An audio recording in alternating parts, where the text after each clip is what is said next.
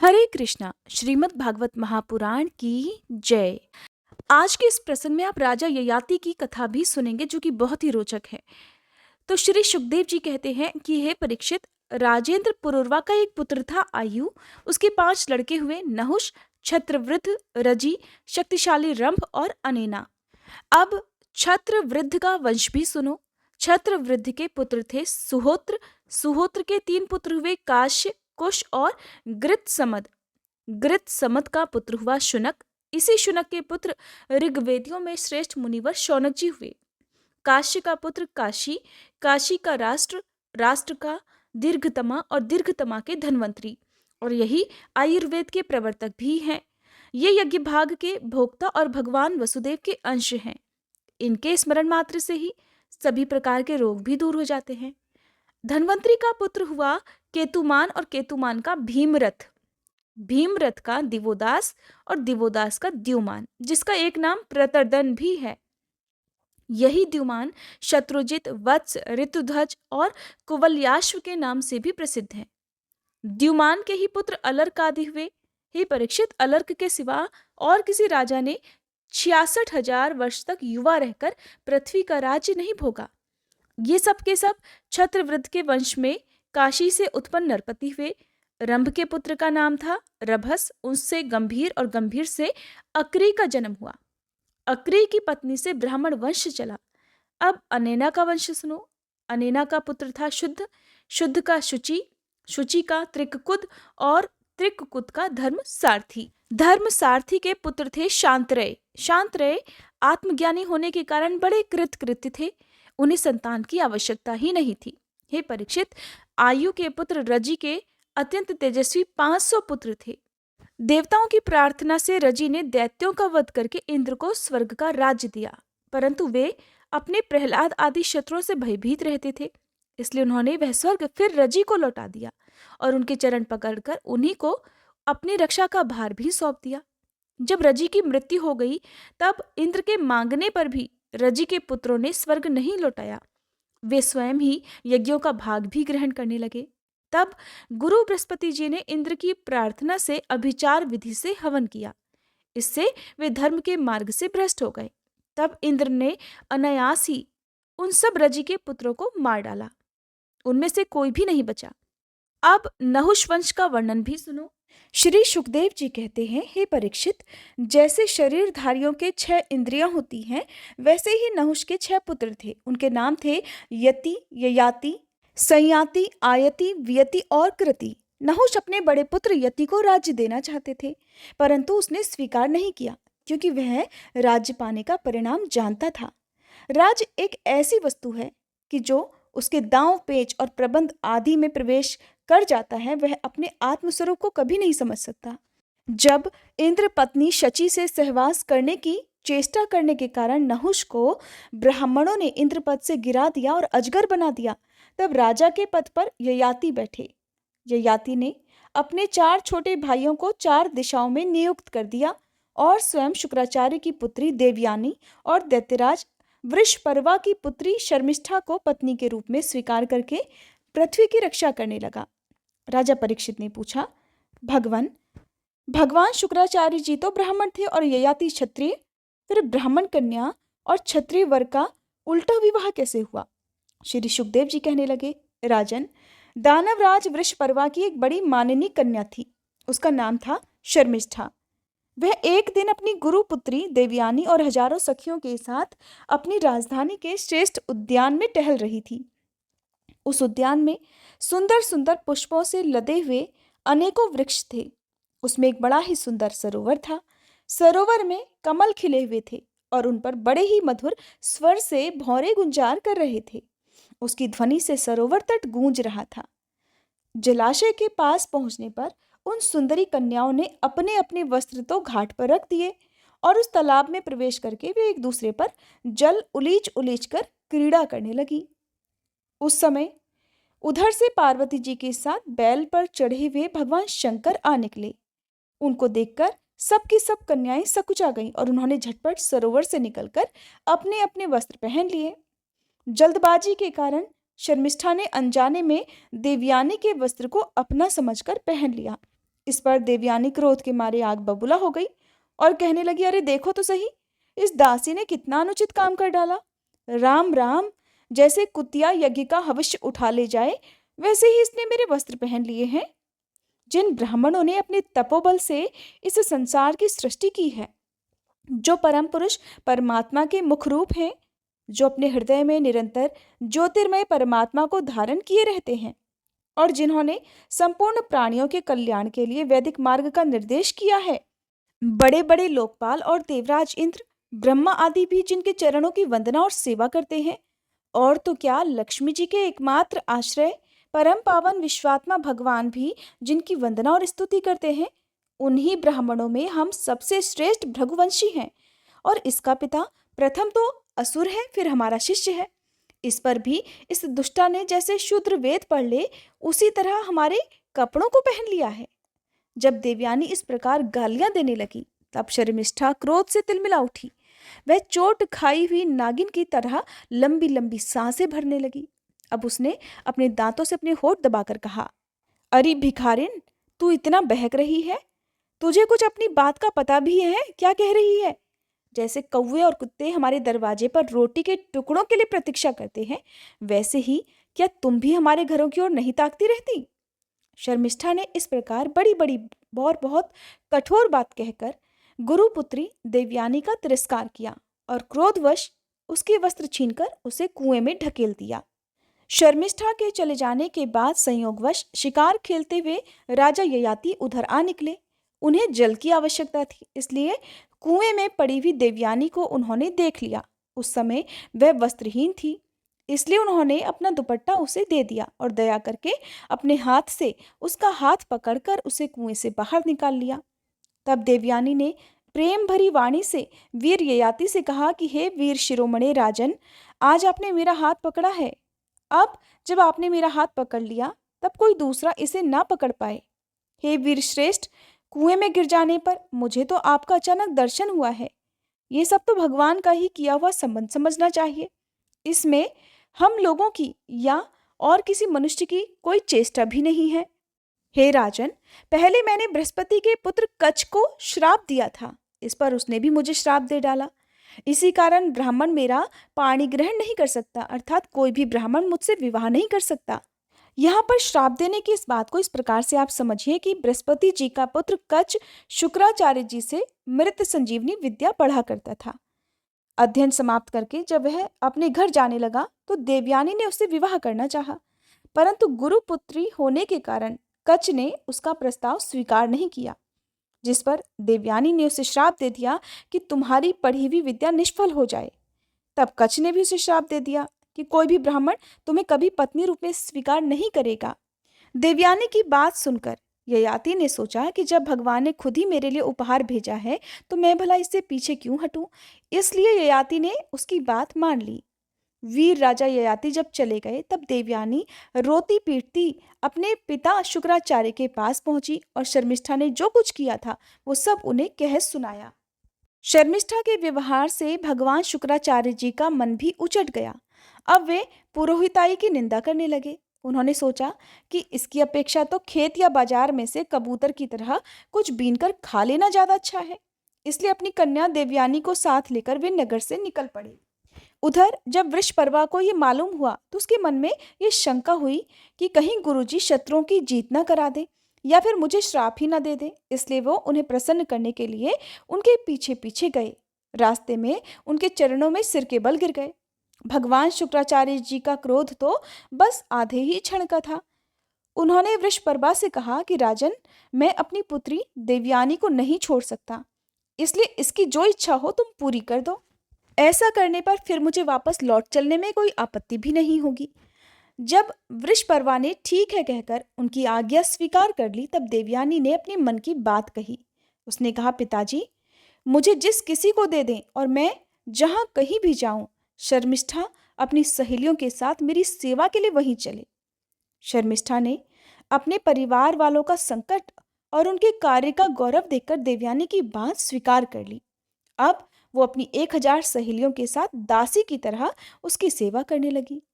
शुक्राचार्य जी ने देवयानी का विवाह राजा ययाति के साथ कर दिया और शर्मिष्ठा को दासी के रूप में देकर उनसे कह दिया कि राजन, इसको अपनी सेज पर कभी मत आने देना। परीक्षित, कुछ ही दिनों बाद देवयानी पुत्रवती हो गई। उसको पुत्रवती देखकर एक दिन शर्मिष्ठा ने भी अपने ऋतुकाल में देवयानी के पति ययाति से एकांत में रमण की याचना की। शर्मिष्ठा की पुत्र के लिए प्रार्थना धर्मसंगत है, ये देखकर धर्मज्ञ राजा ययाति ने शुक्राचार्य की बात याद रहने पर भी यही निश्चय किया कि समय पर प्रारब्ध के अनुसार जो होना होगा वो हो जाएगा। देवयानी के 2 पुत्र हुए, यदु और तुर्वसु, और उधर वृषपर्वा की पुत्री शर्मिष्ठा के 3 पुत्र हुए, दुर्हयु, अनु और पुरु। जब मानिनी देवयानी को यह मालूम हुआ कि शर्मिष्ठा को भी मेरे पति के द्वारा ही गर्भ रहा था, तब वह क्रोध से आग बबूला होकर अपने पिता के घर चली गई। कामी ययाति ने मीठी मीठी बातें, अनुनय विनय और चरण दबाने आदि के द्वारा देवयानी को मनाने का बहुत प्रयास किया। उसके पीछे पीछे वहां तक गए भी, परंतु उसे मना नहीं सके। शुक्राचार्य जी ने भी क्रोध में भरकर ययाति से कहा कि तू बहुत ही झूठा, कपटी, स्त्रीलंपट और मंदबुद्धि है। जा, तेरे शरीर में वो बुढ़ापा आ जाए जो मनुष्यों को कुरूप कर देता है। तब ययाति ने कहा, हे ब्राह्मण, आपकी पुत्री के साथ विषय भोग करते करते अभी मेरी तृप्ति नहीं हुई है। इस शाप से तो आपकी पुत्री का भी अनिष्ट ही होगा। इस पर शुक्राचार्य जी ने कहा, अच्छा जाओ, जो प्रसन्नता से तुम्हें अपनी जवानी दे सके उससे अपना बुढ़ापा बदल लो। शुक्राचार्य जी ने जब ऐसी व्यवस्था दे दी, तब अपनी राजधानी में आकर ययाति ने अपने बड़े पुत्र यदु से कहा कि बेटा, तुम अपनी जवानी मुझे दे दो और अपने नाना का दिया हुआ ये बुढ़ापा स्वीकार कर लो, क्योंकि मेरे प्यारे पुत्र, मैं अभी विषयों से तृप्त नहीं हुआ हूँ। तब यदु ने कहा कि पिताजी, बिना समय के ही प्राप्त हुआ आपका बुढ़ापा लेकर तो मैं जीना भी नहीं चाहता, क्योंकि कोई भी मनुष्य जब तक विषय सुख का अनुभव नहीं कर लेता तब तक उसे उससे वैराग्य नहीं हो सकता। हे परीक्षित, इस प्रकार तुर्वसु, दुह्यु और अनु ने भी अपने पिता की आज्ञा अस्वीकार कर दी। सच पूछो तो उन पुत्रों को धर्म का तत्व ही मालूम नहीं था। वे इस अनित्य शरीर को ही नित्य मान बैठे थे। अब ययाति ने अवस्था में सबसे छोटे किंतु गुणों में सबसे धनी अपने पुत्र पुरु को बुलाकर पूछा और कहा कि बेटा, अपने बड़े भाइयों की तरह तुम्हें तो मेरी बात नहीं टालनी चाहिए। पुरु ने कहा, पिताजी, पिता की कृपा से मनुष्य को परम पद की प्राप्ति हो सकती है, और वास्तव में पुत्र का शरीर पिता का ही दिया हुआ है। ऐसी अवस्था में ऐसा कौन है जो इस संसार में पिता के उपकारों का बदला चुका सके। उत्तम पुत्र तो वह है जो पिता के मन की बात बिना कहे ही पूरा कर दे। कहने पर श्रद्धा के साथ आज्ञा पालन करने वाले पुत्र को मध्यम कहते हैं। जो आज्ञा प्राप्त होने पर भी अनमने मन से और बिना श्रद्धा के उसका पालन करता है, वह अधम पुत्र है। और जो किसी प्रकार भी पिता की आज्ञा का पालन नहीं करता, उसको तो पुत्र कहना ही भूल है।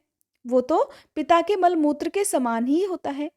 हे परीक्षित, इस प्रकार कहकर पुरु ने बड़े ही आनंद से अपने पिता का बुढ़ापा स्वीकार कर लिया। राजा ययाति भी उसकी जवानी लेकर पहले की तरह विषयों का सेवन करने लगे।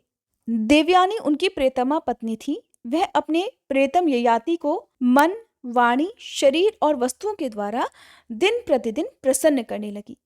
फिर राजा ययाति ने समस्त वेदों के प्रतिपाद्य सर्वदेव स्वरूप यज्ञ पुरुष भगवान श्रीहरि का बहुत सी बड़ी बड़ी दक्षिणा वाले यज्ञों से यजन भी किया। श्री सुखदेव जी कहते हैं, हे परीक्षित, राजा ययाति इस प्रकार स्त्री के वश में होकर विषयों का उपभोग करते रहे। एक दिन जब अपने अधःपतन पर उनकी दृष्टि गई, तब उन्हें बड़ा वैराग्य हुआ और उन्होंने अपनी प्रिय पत्नी देवयानी से इस गाथा का गान किया कि हे भृगुनंदिनी, तुम ये गाथा सुनो। पृथ्वी में मेरे ही समान विषयी का ये सत्य इतिहास है। ऐसे ही ग्रामवासी विषयी पुरुषों के संबंध में वनवासी जितेंद्रिय पुरुष दुख के साथ विचार किया करते हैं कि इनका कल्याण कैसे होगा। एक था बकरा, वो जंगल में अकेला ही अपने को प्रिय लगने वाली वस्तुएं ढूंढा करता था। एक दिन वह ऐसे ही वस्तुएं ढूंढता हुआ घूम रहा था कि उसने देखा कि अपने कर्मवश एक बकरी कुएं में गिर पड़ी है। वह बकरा बड़ा कामी था। उसने सोचा कि अब इस बकरी को किस प्रकार कुएं से निकाला जाए। उसने अपने पैने सींगों से कुएं के पास की धरती खोद डाली और रास्ता तैयार कर लिया। जब वह सुंदरी बकरी कुएं से निकली तो उसने उस बकरे से ही प्रेम करना चाहा। वह दाढ़ी मूछ मंडित बकरा, हष्टपुष्ट जवान, बकरियों को सुख देने वाला, विहार कुशल और बहुत प्यारा था। जब दूसरी बकरियों ने देखा कि कुएं में गिरी हुई बकरी ने उसे अपना प्रेम पात्र चुन लिया है, तब उन्होंने भी उसी को अपना पति बना लिया। वे तो पहले से ही पति की तलाश में थी। उस बकरे के सिर पर कामरूप पिशाच सवार था। वह अकेला ही बहुत सी बकरियों के साथ विहार करने लगा और अपनी सुध-बुध खो बैठा। जब उस कुएं में से निकली हुई प्रियतमा बकरी ने देखा कि मेरा पति तो अपनी दूसरी प्रियतमा बकरी से विहार कर रहा है, तो उसे बकरे की यह करतूत सहन नहीं हुई। उसने देखा कि ये तो बड़ा कामी है, इसके प्रेम का तो कोई भरोसा नहीं है और ये मित्र के रूप में भी शत्रु का ही काम कर रहा है। इसलिए वह बकरी उस इंद्रिय लोलुप बकरे को छोड़कर बड़े दुख से अपने पालने वाले के पास वापस चली गई। वह दीन कामी बकरा उसे मनाने के लिए मैं करता हुआ उसके पीछे पीछे चला, परंतु उसे मार्ग में मना ही नहीं सका। उस बकरी का स्वामी एक ब्राह्मण था। राजा ययाति ने कहा कि हे सुंदरी, मेरी भी यही दशा है। तुम्हारे प्रेम पाश में बंधकर मैं भी अत्यंत दीन हो गया। तुम्हारी माया से मोहित होकर मैं अपने आप को भी भूल गया हूँ।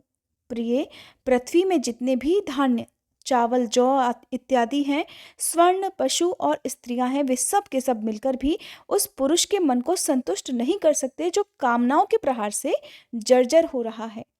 विषयों के भोगने से भोग वासना कभी शांत नहीं हो सकती।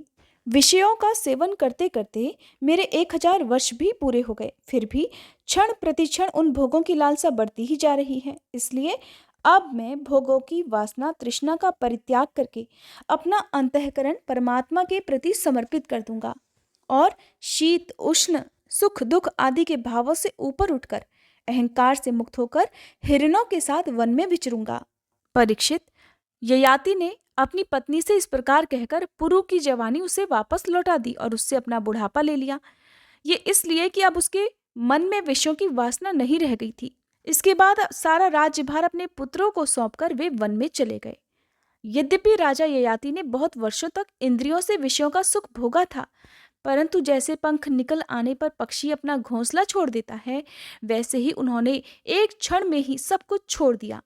वन में जाकर राजा ययाति ने समस्त आसक्तियों से छुट्टी पा ली।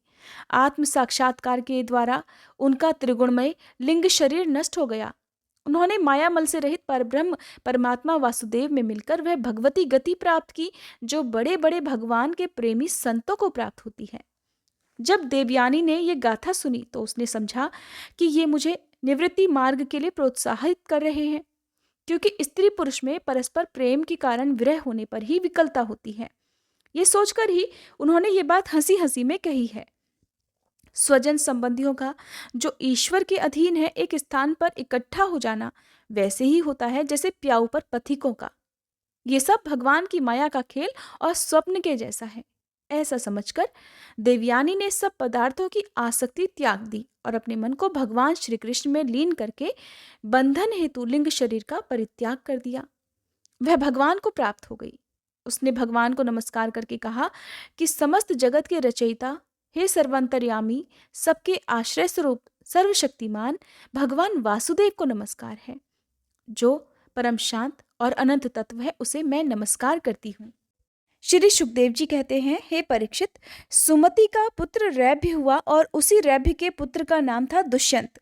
एक बार दुष्यंत वन में अपने कुछ सैनिकों के साथ शिकार खेलने के लिए गए हुए थे। उधर ही वे कण्व मुनि के आश्रम में जा पहुंचे। उस आश्रम पर देव माया के समान मनोहर एक स्त्री बैठी हुई थी। उसकी लक्ष्मी के समान अंग कांति से वह आश्रम जगमगा रहा था। उस सुंदरी को देखते ही दुष्यंत मोहित हो गए और उससे वार्तालाप करने लगे। उसको देखने में उन्हें बड़ा आनंद आ रहा था। अब उनके मन में काम वासना जागृत हो गई। थकावट दूर करने के बाद उन्होंने बड़ी मधुर वाणी से मुस्कुराते हुए पूछा कि हे कमल दल के समान सुंदर नेत्रों वाली देवी, तुम कौन हो और किसकी पुत्री हो? मेरे हृदय को अपनी ओर आकर्षित करने वाली सुंदरी, तुम इस निर्जन वन में रहकर क्या करना चाहती हो? जहां तक मैं समझता हूं कि तुम किसी क्षत्रिय की कन्या हो, क्योंकि पुरुवंशियों का मन कभी अधर्म की ओर नहीं झुकता। तब शकुंतला ने कहा कि आपका कहना सत्य है, मैं विश्वामित्र जी की पुत्री हूँ। मेनका अप्सरा ने मुझे वन में छोड़ दिया था। इस बात के साक्षी हैं मेरा पालन पोषण करने वाले महर्षि कण्व। हे वीर शिरोमणि, मैं आपकी क्या सेवा करूं? हे कमल नयन, आप यहाँ बैठिए और हम जो कुछ आपका स्वागत सत्कार करें उसे स्वीकार कीजिएगा। आश्रम में कुछ तिन्नी का भात है, अगर आपकी इच्छा है तो भोजन कीजिए, और कुछ अगर आपको सही लगे तो आप यहाँ पर ठहर कर विश्राम भी कर सकते हैं। दुष्यंत ने कहा, हे सुंदरी, तुम कुशिक वंश में उत्पन्न हुई हो, इसलिए इस प्रकार का आतिथ्य सत्कार तुम्हारे ही योग्य है, क्योंकि राजकन्याएं स्वयं ही अपने योग्य पति को वरण कर लिया करती हैं। शकुंतला की स्वीकृति मिल जाने पर देश काल और शास्त्र की आज्ञा को जानने वाले राजा दुष्यंत ने गांधर्व विधि से धर्मानुसार उसके साथ विवाह भी कर लिया। महर्षि दुष्यंत का वीर्य अमोघ था। रात्रि में वहां रहकर दुष्यंत ने शकुंतला के साथ रमण किया और सुबह अगले दिन वे अपनी राजधानी में चले गए। कुछ समय बीतने पर शकुंतला को एक पुत्र उत्पन्न हुआ। महर्षि कण्व ने वन में ही राजकुमार के सभी जातकर्म आदि संस्कार विधिवत संपन्न किए। वह बालक बचपन में ही इतना बलवान था कि बड़े बड़े सिंहों को बलपूर्वक बांध लेता था और उनसे खेला करता था। वह बालक भगवान का अंशावतार था। उसका बल विक्रम अपरिमित था। उसे अपने साथ लेकर रमणी रत्न शकुंतला अपने पति के पास चली गई। जब राजा दुष्यंत ने अपनी निर्दोष पत्नी और पुत्र को स्वीकार नहीं किया, तभी एक आकाशवाणी हुई कि पुत्र उत्पन्न करने में माँ तो केवल धौंकनी के समान है, वास्तव में पुत्र पिता का ही है, क्योंकि पिता ही पुत्र के रूप में उत्पन्न होता है। इसलिए दुष्यंत, तुम शकुंतला का तिरस्कार मत करो, अपने पुत्र का भरण पोषण करो। राजन, वंश की वृद्धि करने वाला पुत्र अपने पिता को नरक से उबार लेता है, और शकुंतला का कहना बिल्कुल ठीक है। इस गर्भ को धारण कराने वाले केवल तुम ही हो। हे परीक्षित, पिता दुष्यंत की मृत्यु हो जाने के बाद वह परम यशस्वी बालक चक्रवर्ती सम्राट हुआ। उसका जन्म भगवान के अंश से हुआ था। आज भी पृथ्वी पर उसकी महिमा का गुणगान किया जाता है। उसके दाहिने हाथ में चक्र का चिन्ह था और पैरों में कमल कोश का। महाभिषेक की विधि से राजाधिराज के पद पर उसका अभिषेक हुआ। भरत, जो कि राजा दुष्यंत का पुत्र था, बड़ा शक्तिशाली राजा था। भरत ने ममता के पुत्र दीर्घतमा मुनि को पुरोहित बनाकर गंगा तट पर गंगा सागर से लेकर गंगोत्री पर्यंत 55 पवित्र अश्वमेध यज्ञ किए, और इसी प्रकार यमुना तट पर भी प्रयाग से लेकर यमुनोत्री तक उन्होंने 78 अश्वमेध यज्ञ किए। इन सभी यज्ञों में उन्होंने अपार धनराशि का दान किया था। इन यज्ञों के द्वारा इस श्लोक में तो राजा भरत को परम यश मिला ही था, अंत में उन्होंने माया पर भी विजय प्राप्त कर ली और देवताओं के परम गुरु भगवान श्री हरि को भी प्राप्त कर लिया। यज्ञ में एक कर्म होता है मशणार। उसमें भरत ने स्वर्ण से विभूषित श्वेत दांतों वाले और काले रंग के 14 लाख हाथियों का दान किया। भरत ने जो महान कर्म किया वो ना तो पहले कोई राजा कर सका था और न ही आगे कोई कर सकेगा। परीक्षित, विदर्भ राज की 3 कन्याएं सम्राट भरत की पत्नियां हुई। वे उनका बड़ा आदर भी करते थे, परंतु जब भरत ने उनसे कह दिया कि तुम्हारे पुत्र मेरे अनुरूप नहीं हैं, तब वे डर गईं कि कहीं सम्राट हमारा त्याग न कर दें। इसलिए उन्होंने अपने बच्चों को खुद ही मार डाला। इस प्रकार सम्राट भरत का वंश विच्छिन्न होने लगा। तब उन्होंने संतान के लिए मरुत्सोम नामक यज्ञ किया, जिससे मरुदगणों ने प्रसन्न होकर भरत को भरद्वाज नाम का पुत्र प्रदान किया। भरद्वाज की उत्पत्ति का जो प्रसंग है वो ये है कि एक बार बृहस्पति जी ने अपने भाई उतथ्य की गर्भवती पत्नी से रमण करना चाहा। उस समय गर्भ में जो बालक अर्थात दीर्घतमा था उसने मना किया, किंतु बृहस्पति जी ने उसकी बात पर ध्यान ही नहीं दिया और उसे तू अंधा हो जा ये श्राप देकर बलपूर्वक गर्भाधान कर दिया। उतथ्य की पत्नी ममता इस बात से डर गई कि कहीं मेरे पति मेरा त्याग ना कर दें, इसलिए उसने बृहस्पति जी के द्वारा पैदा होने वाले बालक का त्याग करना चाहा। उस समय देवताओं ने गर्भस्थ शिशु के नाम का निर्वचन करते हुए ये कहा। बृहस्पति जी कहते हैं कि अरे मूर्खे, ये मेरा औरस और मेरे भाई का क्षेत्रज, इस प्रकार दोनों का पुत्र द्वाज है, इसलिए तू डर मत, इसका भरण पोषण कर। तब ममता ने कहा, हे बृहस्पति, ये मेरे पति का नहीं, हम दोनों का ही पुत्र है, इसलिए केवल तुम इसका भरण पोषण करो। इस प्रकार आपस में विवाद करते हुए माता पिता दोनों ही उसको छोड़कर चले गए। इसलिए इस लड़के का नाम भरद्वाज हुआ। देवताओं के द्वारा नाम का ऐसा निर्वचन होने पर भी ममता ने यही समझा कि मेरा ये पुत्र वितथ अर्थात अन्याय से पैदा हुआ है, इसलिए उसने उस बच्चे को छोड़ दिया। अब मरुदगणों ने उसका पालन किया। जब राजा भरत का वंश समाप्त होने लगा तब उसे लाकर उनको दे दिया। यही भरद्वाज भरत जी का दत्तक पुत्र हुआ। श्री सुखदेव जी कहते हैं, हे परीक्षित, वितथ अथवा भरद्वाज का पुत्र था मन्यु। मन्यु के 5 पुत्र थे। उन 5 पुत्रों में से एक का नाम था संस्कृति और संस्कृति के 2 पुत्र हुए गुरु और रंतिदेव। परीक्षित, रंतिदेव का निर्मल यश इस लोक और परलोक में सब जगह गाया जाता है। रंतिदेव आकाश के समान बिना प्रयास के ही दैववश प्राप्त वस्तु का उपभोग करते और दिन दिन उनकी पूंजी घटती जाती। जो कुछ मिल जाता उसे भी दे डालते और स्वयं भूखे रहा करते। वे संग्रह परिग्रह ममता से रहित और बड़े धैर्यशाली थे और अपने परिवार के साथ दुख भोग रहे थे। एक बार तो लगातार 48 दिन ऐसे ही बीत गए, उन्हें पानी तक पीने को नहीं मिला। 49वें दिन जब प्रातःकाल उन्हें कुछ घी, खीर, हलवा और जल मिला तो उनका परिवार, जो कि बहुत बड़े संकट में था, भूख और प्यास के मारे सभी लोग कांप रहे थे। परंतु जैसे ही उन सभी ने भोजन करना चाहा, तभी एक ब्राह्मण अतिथि के रूप में उनके सामने आ गया। रंतिदेव सब में भगवान के ही दर्शन किया करते थे, इसलिए उन्होंने बड़ी श्रद्धा से आदर पूर्वक उसी अन्न में से ब्राह्मण को भोजन करा दिया। ब्राह्मण देवता तो भोजन करके चले गए। अब बचे हुए अन्न को रंतिदेव ने आपस में बांट लिया।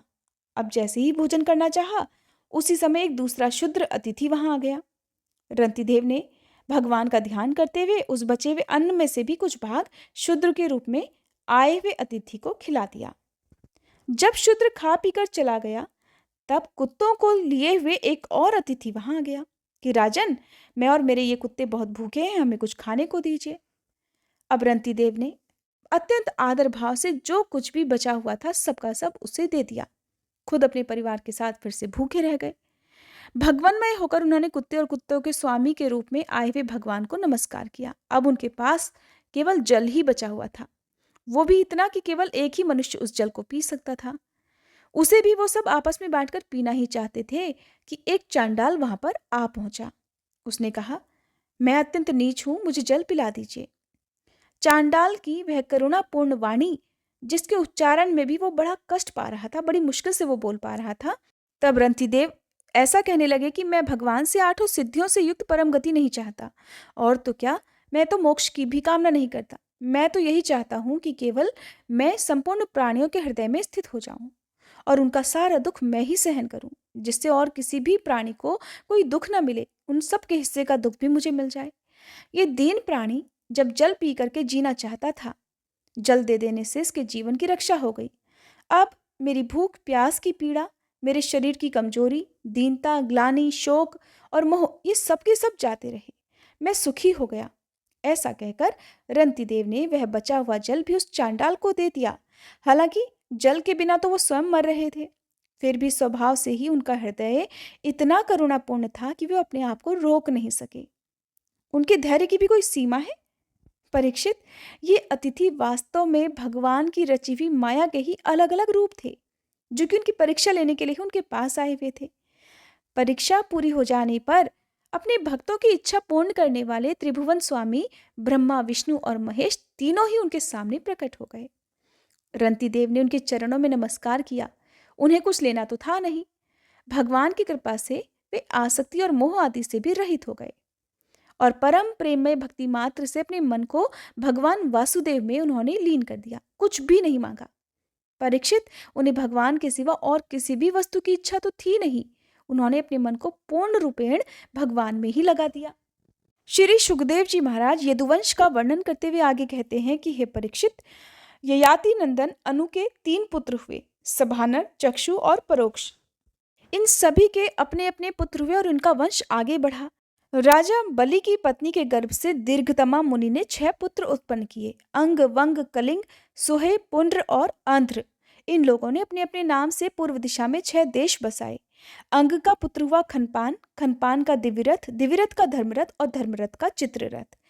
ये चित्ररथ ही रोमपाद के नाम से प्रसिद्ध था और इसके मित्र थे अयोध्यापति महाराज दशरथ। रोमपाद को कोई भी संतान नहीं थी, इसलिए दशरथ जी ने उन्हें अपनी शांता नाम की कन्या गोद दे दी। बहुत ही कम लोग ये भी जानते होंगे कि भगवान श्री राम की इकलौती बहन थी जिनका नाम था शांता।